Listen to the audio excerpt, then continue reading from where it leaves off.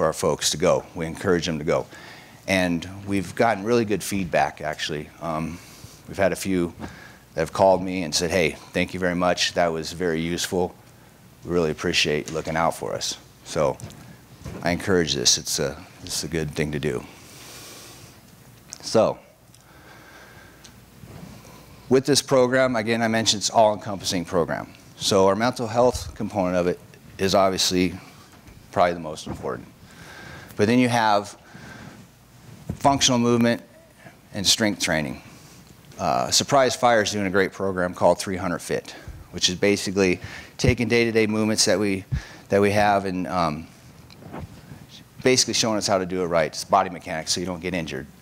They've had a 40% reduction in their injury rate after implementing this program, which is a win-win for everybody. Saves the city money, keeps our members healthy and on the trucks. Then looking at additional cancer and health screenings. You know, we go through the Phoenix Fire Health Center for our physicals. They do a great job. But we all know that there's more tests out there that can be done. There's new things coming up, especially related to cancer and heart disease.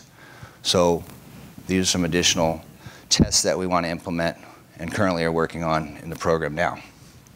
And then also financial planning and management for our folks, whether it's helping them for retirement planning or just every day-to-day finances.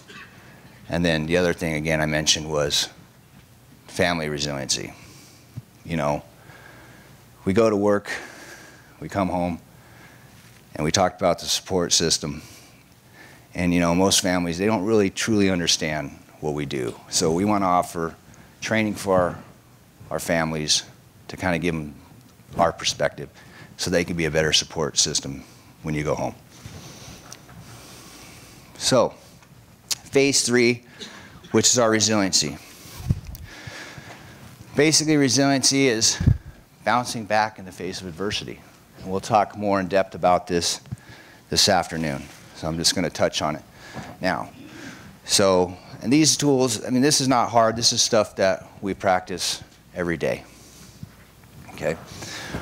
So again, recognizing at the time that we were not experts in the space, we reached out to our friends over at Mesa Fire, especially Dale Krogan and Robert Parachanian.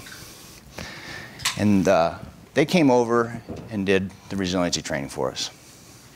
Now they've been doing it for several years, and we wanted to have somebody deliver the training outside the organization. We thought at that point in time it'd be received better. So we had Dale and Robert come over, they did the training.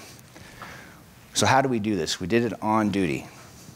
So we have a North and South battalion. So what we did was to avoid stripping either battalion of resources, we strategically pulled units from each battalion to a maximum or average of 3. And we did this over a 6-day period. We work at 4896, so we hit all 3 shifts over 6 days and trained everybody in resiliency. So basically, we're here today, we're passing the torch, we're paying it forward. Folks like Robert and Dale Krogan, Mesa Fire, they've been instrumental in developing our program. They've helped us along the way. We want to help you all along the way. We want to hand everything to you today on a silver platter.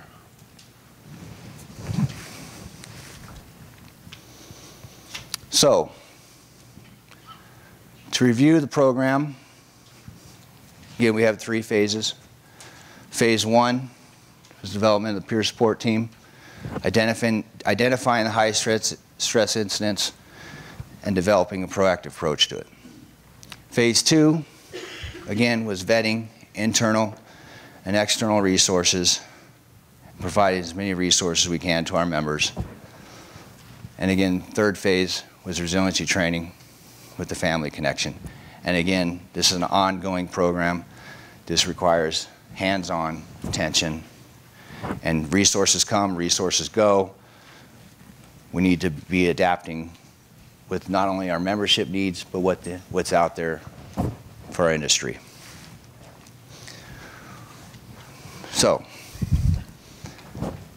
I'm going to play the rest of this call before we close the day, so I want you to listen.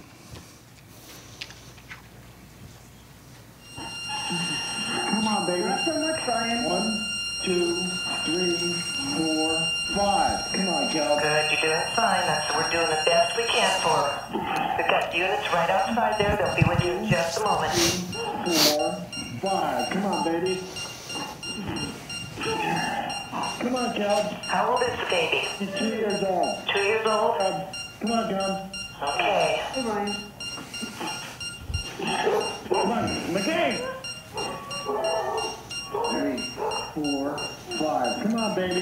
Come on, baby girl. Come on, baby. Come on, Kel. Back here. Yeah, come on. She's crying. She's coming around. Baby's crying? Baby, come on, Kel. Come on, Kel. Good. That's good. That's good, sir. Okay, got that. She's around. She's okay, we're going to take her, okay? Okay. Did she get her head on? I made the couch. She's breathing over. Yeah. Crying is good. Crying is good. Crying is good. Isn't that true? As first responders, that's music to our ears. For most, that's very stressful. For parents, for most people, crying is stressful. This call ended well. This baby lived. But how many of those that don't end well? What kind of toll is it taking on our first responders, day in and day out, the cumulative effect? Peoria Fire-Medical is committed to preventing the loss of one of our own. But we're also committed to helping you prevent the loss of one of your own. Because after all, we're all in it together. Thank you.